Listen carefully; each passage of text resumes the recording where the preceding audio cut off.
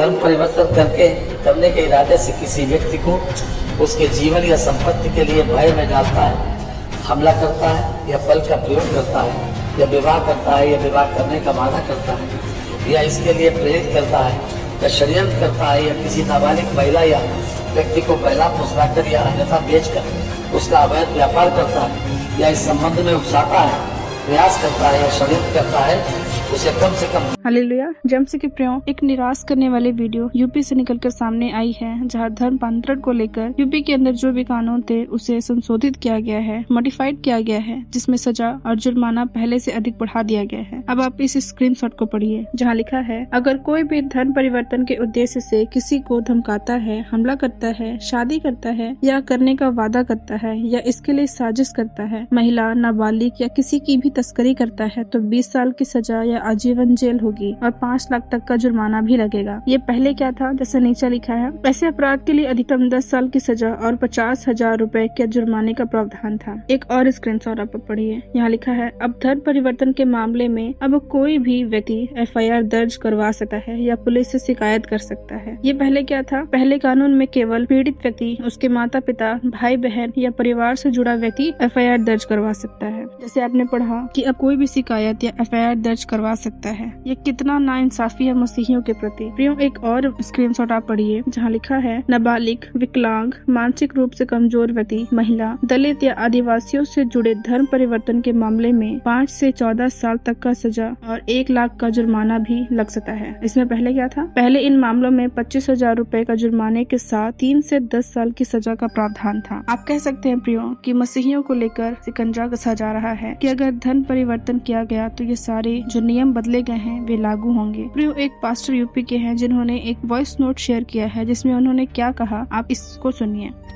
प्रभु में मेरे सारे भाई बहनों को जय मसीह की। आज मैं आपको एक सूचना देना चाहता हूँ जिसे आपको बहुत ही गंभीरता से सुनना है और इस पर काम करना है। मैं आपको बताना चाहता हूँ कि अभी यूपी के अंदर बीजेपी सरकार ने, राज्य सरकार ने अभी धर्म परिवर्तन पर जो कानून 2021 में बना, उसमें संशोधन के लिए विधानसभा में पेश कर दिया गया है और कुछ दिनों में वो लागू हो जाएगा। लेकिन मैं आपको बताना चाहता हूँ कि इसमें कुछ चीजें हैं जो कि इसका गलत इस्तेमाल पुलिस और अन्य बजरंग दल, RSS जो विरोधी लोग हैं, जो हमेशा मसीहियों के खिलाफ काम करते हैं, वो लोग इसका गलत उपयोग करेंगे। क्योंकि पहले का जो नियम बना था उसमें था कि यदि कोई पीड़ित है, किसी का धर्मांतरण हुआ है, तो उसके रिलेटिव, उससे ब्लड से जो संबंध रखते हैं वो व्यक्ति या फिर गोद लिया हुआ कोई व्यक्ति, उस व्यक्ति का अधिकार था कि जाकर रिपोर्ट लिखवाए, FIR लिखवाए। और उसमें भी बहुत सारे मसीही प्रचारकों को गलत मुकदमा लिखा गया, जो कि उसमें कोई भी किसी प्रकार की गवाही ठीक नहीं है, बातें ठीक नहीं है, FIR का तरीका ठीक नहीं है, फिर भी लिखा गया और ज्यादा से ज्यादा मसीही प्रचारकों को जेल में डाला गया। लेकिन अब सरकार ने जो नया उसमें संशोधन कर रही है वो ये कर रही है कि कोई भी व्यक्ति जाके FIR इसमें लिखवा सकता है। तो इसमें केवल पास्टर को नहीं, परंतु यदि आप एक विश्वासी है जो प्रभु की सच्ची आराधना करते हैं, आप अपने घरों में 2 लोग बैठकर अपने ध्यान के साथ आराधना करते रहेंगे, कोई भी बाहर से व्यक्ति जाकर थाने में FIR लिखवाएगा कि वो लोग प्रार्थना कर रहे हैं, धर्मांतरण कर रहे हैं, तो इसमें भी पुलिस आपको उठाकर जेल में डाल देगी और बिल भी होने में इसमें दिक्कत आएगी और इसकी सजा जो है वो आजीवन कारावास कर दी गई है, उम्र भर जेल के लिए आपको रहना पड़ेगा। तो इन सब के कारण से हम सब जितने यूपी के मसीह समाज है, जो जानते हैं हम सब कि हम कभी भी किसी के साथ झगड़ा नहीं करते, किसी को लालच नहीं देते, लोग खुद यीशु मसीह को जान रहे हैं, पढ़ रहे हैं, परख रहे हैं और यीशु मसीह की आराधना करने के लिए चर्चों में आते हैं। तो आप सब एक काम करें कि हम सब आपके ग्रुपों में भी बहुत एक मैसेज गया होगा कि आपको राज्यपाल को एक लेटर लिखना है, चिट्ठी लिखना है, जो कि आपके पते से होगा, आप उसे राज्यपाल तक भेजें। तो ज्यादा से ज्यादा जब चिट्ठी राज्यपाल को जाएगी तो वो उस पर साइन करने से रुकेंगे, क्योंकि उनको वो भी देखेंगे कि इतने सारे लोग इसका विरोध कर रहे हैं। सो आपसे निवेदन है कि जो राज्यपाल को चिट्ठी लिखने के लिए आप तक व्हाट्सएप के जरिए वो PDF जाती है, तो आप जरूर अपने पते से उस पर आप चिट्ठी लिखकर भेजें। और यदि आपको कॉल आए वापस तो आप बोलें कि ये ठीक नहीं है, जो संशोधन हो रहा है इसका गलत इस्तेमाल होगा। हम मसीह पर विश्वास रखते हैं,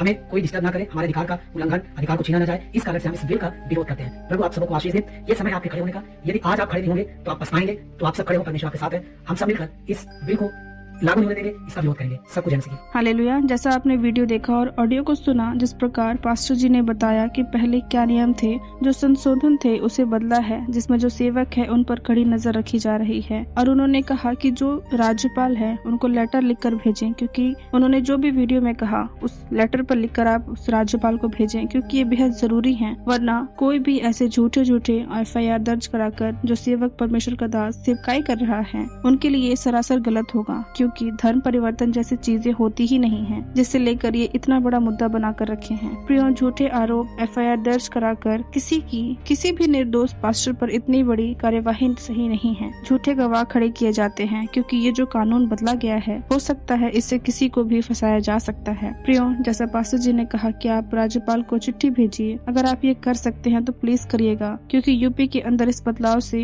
सेवा करना बड़ा ही मुश्किल हो जाएगा। प्रियो, और इस विषय के लिए खासकर आप प्रार्थना जरूर करें, क्योंकि अब हम सभी को मिलकर इस चीज के लिए प्रार्थना करना बेहद जरूरी हो गया है। हालेलुया। प्रियो, आपने इस वीडियो को देखा, इस वीडियो को लाइक करें, शेयर करें और आपकी जो भी राय इस वीडियो को लेकर है आप हमें कमेंट सेक्शन पर बता सकते हैं। परमेश्वर आप सभी को आशीष दे। जय मसीह की।